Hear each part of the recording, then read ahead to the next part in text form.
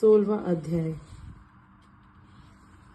नारद जी कहने लगे कि अब मैं दीपदान और भगवान के मंदिर में मार्जन झाड़ू की वही महात्म कहता हूँ कि जो ब्रह्मा जी ने मुझको बतलाया था। पहले चंद्रवंश में जयध्वज नाम वाला प्रभु भक्त एक राजा था जो नित्य ही भगवान के मंदिर में जाकर स्वयं मार्जन करता और दीपक जलाता था। वित्रीहोत नाम का राज पुरोहित उसको वह काम करते देखकर विस्मय के साथ राजा से पूछने लगा कि राजन, भगवान को प्रसन्न करने के लिए और भी कई एक भक्ति कार्य हैं, परंतु आपकी श्रद्धा भगवान के मंदिर में दीप जलाने तथा झाड़ू देने में बहुत अधिक है, इसका क्या कारण है? राजा हाथ जोड़कर बड़े नरम भाव से कहने लगा कि महाराज, इस संबंध में मेरे पूर्व जन्म का एक अत्यंत विस्मयकारक एक इतिहास है जो भगवान की कृपा से मुझको अच्छी तरह स्मरण है। वही मैं आपको सुनाता हूँ। सत्य युग में सेवा रोचिष मनु के अंतर में वेद और वेदांतों को जानने वाला एक ब्राह्मण था। वह विद्वान होते हुए बड़े खोटे कर्म करता था, बड़े क्रूर स्वभाव वाला था। इस प्रकार की कृत्य देख उसके भाई बंधुओं ने उसका परित्याग कर दिया। एक दिन वह भूख और प्यास से अति दुखी होकर घूमता घूमता नर्मदा नदी के तट पर पहुंचा और उसने वहीं पर प्राण त्याग दिए। उसकी स्त्री भी व्यभिचारिणी थी, इसलिए उसके बंधुओं ने भी उसे घर से निकाल दिया। उसके गर्भ से दंड केतु नाम का महापापी मैं उत्पन्न हुआ, परंतु स्त्री तथा पैसे के भाव में गऊ, पशु, अनेक पशुओं की हत्याएं की। एक रात्रि को किसी दूसरे की स्त्री से भोग करने की इच्छा से मैं वन में एक सुने मंदिर में गया। वहां जाकर कपड़े से जगह साफ करने के लिए झाड़ू दी और दीपक जलाया। इतने में वहां शून्य मंदिर में दीपक जलता हुआ देखकर गांव के रक्षक वहां पर आए और मुझको चोर व्यभिचार समझकर लाठियों से मार दिया। देह से प्राण निकलते भगवान के दूत सुंदर विमान में मुझको बिठाकर स्वर्गलोक में ले गए, क्योंकि कार्तिक के महीने में भगवान के मंदिर में झाड़ू देने से तथा मंदिर में दीपक जलाने से कई एक जन्म के पाप दूर हो गए। स्वर्ग में कई एक कल्पों तक सुख भोगकर उसी पुण्य के बल से चंद्रवंश में राजा होकर जन्म लिया।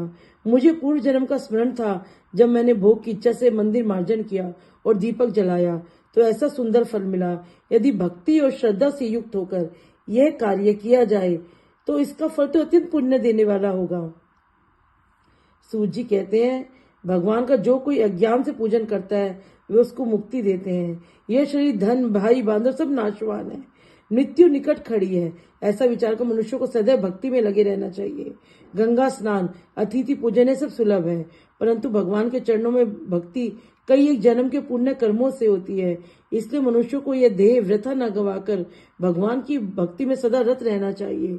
जो लोग भगवान को प्राप्त होते हैं उन्हीं का मनुष्य जन्म सफल है। नारद जी कहते हैं राजन, दूसरे के दीपक को जलाने का महात्म कहते हैं। मनु के वंश में रेवत नाम का एक राजा के यहाँ बदबुद्धि नाम का एक पुत्र उत्पन्न हुआ। उसे अत्यंत बलवान शूरवीर सुदर्शन नाम का पुत्र उत्पन्न हुआ। बदबुद्धि की राजधानी नर्मदा तट पर महेंद्र पर्वत पर थी। एक समय वीर सुदर्शन वन में शिकार खेलने के लिए गए। वन में फिरते फिरते उसने अपने साथियों से नदी के पार एक अति सुंदर कन्या को देखा। तब सुदर्शन अपने साथियों को वही छोड़कर घोड़े पर चढ़कर नदी के पार जाकर उस कन्या को देखकर अत्यंत विस्मित हुआ और उससे मोहित हो गया। कन्या भी उस बलवान और शोभायुक्त वीर पुरुष को देखकर लज्जा को प्राप्त हुई। सुदर्शन के पूछने पर कन्या ने बतलाया कि वह गौड़ राजा की पुत्री है। उसका नाम मदर नालसा है। अपनी सखियों से सहित क्रीड़ा के निमित्त जगह पर आई है। दोनों ने गंधर्व रीति से अपना विवाह कर लिया और कुछ काल तक नर्मदा तटी के तट पर विहार करके घर में आकर आनंद करने लगी।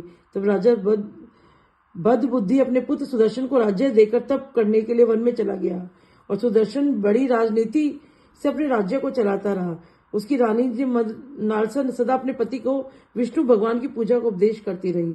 उन्होंने भगवान का स्वर्ण मंदिर बनवाया। उस मंदिर में दोनों ही भगवान का पूजन और दीपदान करते रहे। एक समय रानी भगवान के मंदिर में दीपक जला रही थी कि उसी समय उसको राजा ने बुलाया, परंतु रानी को दीपक जलाकर राजा के पास आने से कुछ देर हो गई।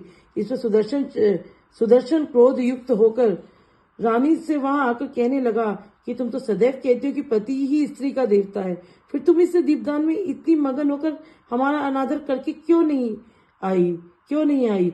सो यदि इसका कोई गुप्त कारण हो तो हमको बतलाओ।